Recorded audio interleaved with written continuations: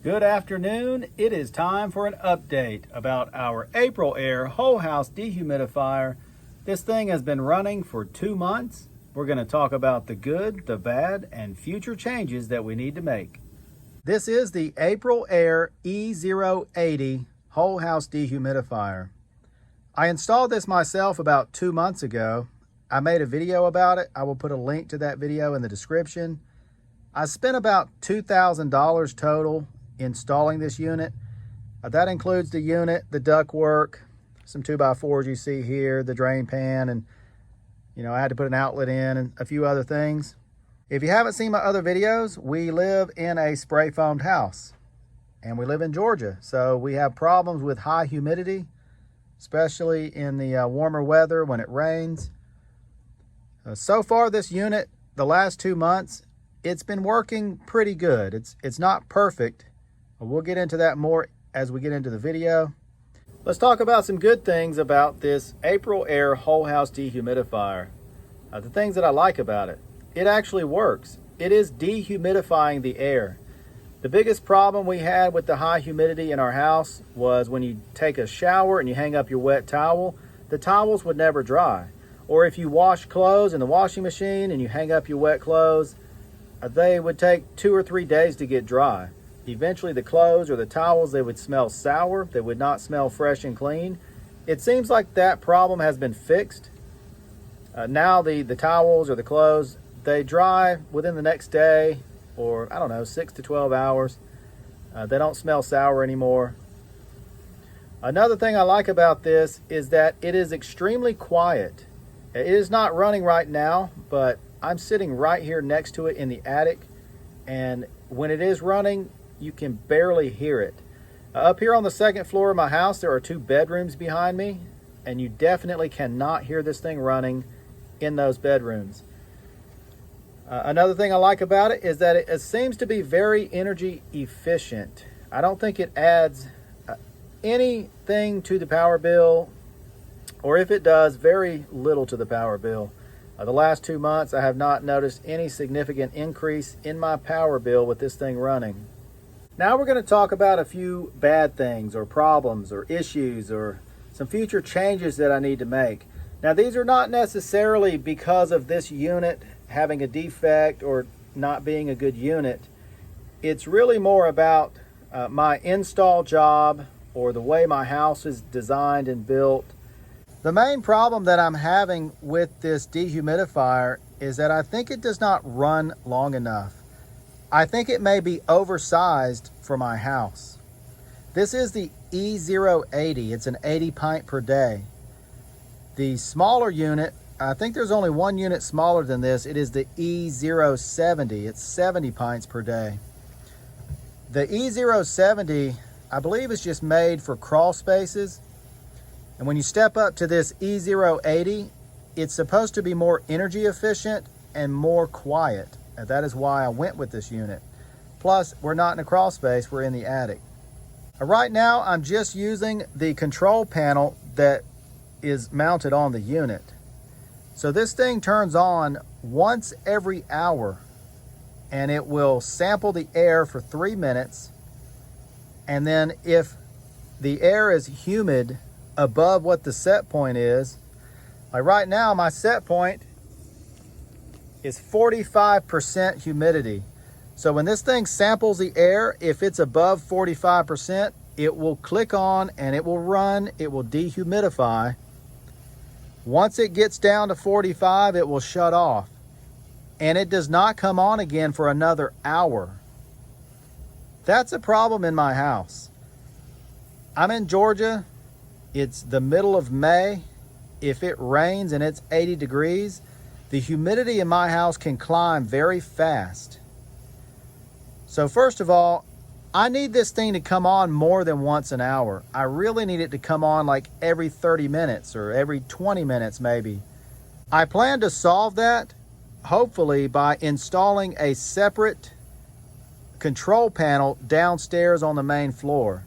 I'm going to get a control panel. I know that Aprilaire makes a couple, so I'll be looking at those. I'm going to mount it downstairs next to the thermostat. And then I think it is a lot more controllable. I can pick Like I can set a timer, or I can pick how often I want the thing to come on. Another thing about this thing being oversized is the fact that I think it just dehumidifies too fast. It's such a large unit. My house is only 1,900 square feet. And also, I have two HVAC units. This is the upstairs and that's the main floor. Currently, this is only hooked to the main floor. So the main floor is about 1,250 square feet. And I feel like this thing, because it's such a big unit, it dehumidifies so fast. Like it just doesn't run long enough. I kind of base that on the fact that I've heard that your HVAC unit, you actually don't want to oversize an HVAC unit. You know, if you get an air conditioning unit that is too large for your house, you think it's good because it's going to cool your house down faster, but I've heard it's not really that good. It needs to run longer so it can actually dehumidify the air in your house, making it colder and less humid. I think that's kind of the problem with this unit. Now, I will add this to the good column. My house does equalize. Even though this is only hooked to the main floor, when it dehumidifies the main floor, the upstairs will equalize with the main floor. I only notice a difference like if my kids take a shower. There's a shower up here on the second floor. Once they both take a shower, the humidity upstairs, it might be 5 or 10% above what the main floor is. But after this thing clicks on and maybe a couple hours later, the house will be completely equalized again. Another problem that I have with this dehumidifier, it's actually the way that I installed it. And I don't plan to do anything about this. I'm not moving this. But you see, I've got it right here positioned right in the middle of my two HVAC units. And when I put this thing in, I even mentioned it in the DIY install video. If an HVAC guy ever has to come in here and work on these units, this ductwork is going to be right in the way. Well, wouldn't you know, last weekend, these Goodman units that are total trash, they're only 3.5 years old. I've had nothing but problems out of this Goodman HVAC equipment. Last weekend, I had to have somebody come repair this one. Now, lucky for me, it was all outside, so he didn't have to get into here. But when he first came up here to check it out, he was kind of moving this around, and I looked like an idiot because I spent so much time trying to make this neat, and this thing works great. Like, it is working, and I think it looks professional. It looks good. But I don't know why I didn't install it maybe down here. And then I could have run the ductwork over here and give the HVAC techs plenty of room to get in here to these HVAC units. So if you're going to be installing a dehumidifier, you know, I'm kind of cramped in here a little bit, but I think about the way you're going to put it. I really made a mistake here. And of course, I'm not going to move this thing. It is what it is. It's done now. I told the guy that, you know, if I needed to, I could just pull this ductwork off so he could get in here. And it's funny, he actually told me it looked like I did a great job. You know, I told him I put it in myself. He said it looked really good. I told him it was working good. Of course, I guess I failed, though, when it comes to blocking other equipment. The last thing that I'm going to mention in this update video, it is something that was odd that happened. Happened a few weeks ago. This unit quit working for like maybe 2 days before I realized. I noticed the humidity was kind of high in the house. Anyway, I walked up here and checked it out. Now, right now this thing is not on. But when it's actually running, it will say dehumidifying. So it said dehumidifying, but I did not hear it running. And if you walk outside, when this thing's running, you can see this line dripping outside. I did not see any condensation or humidity or whatever coming out of the line. I didn't know what was going on. So what I actually ended up doing, here is the on-off switch. I turned it off, kind of like a computer or a phone, and I left it off for a couple minutes. I turned it back on, and it started working.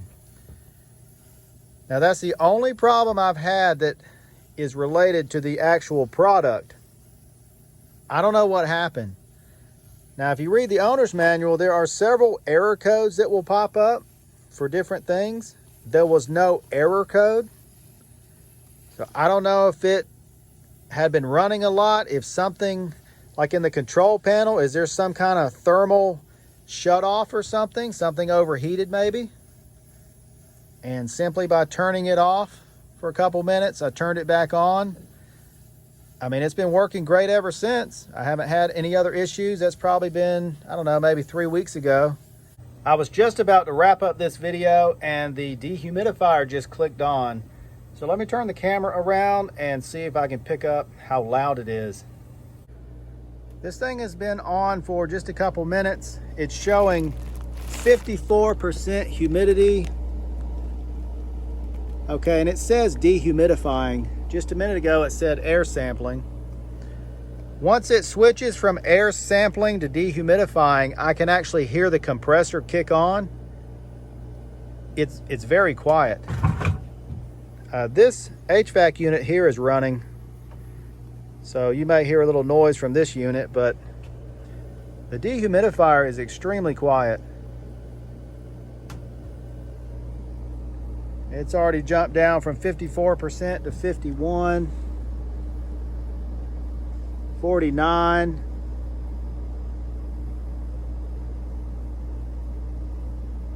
If I stand here, you can see 48, like it will go down very fast.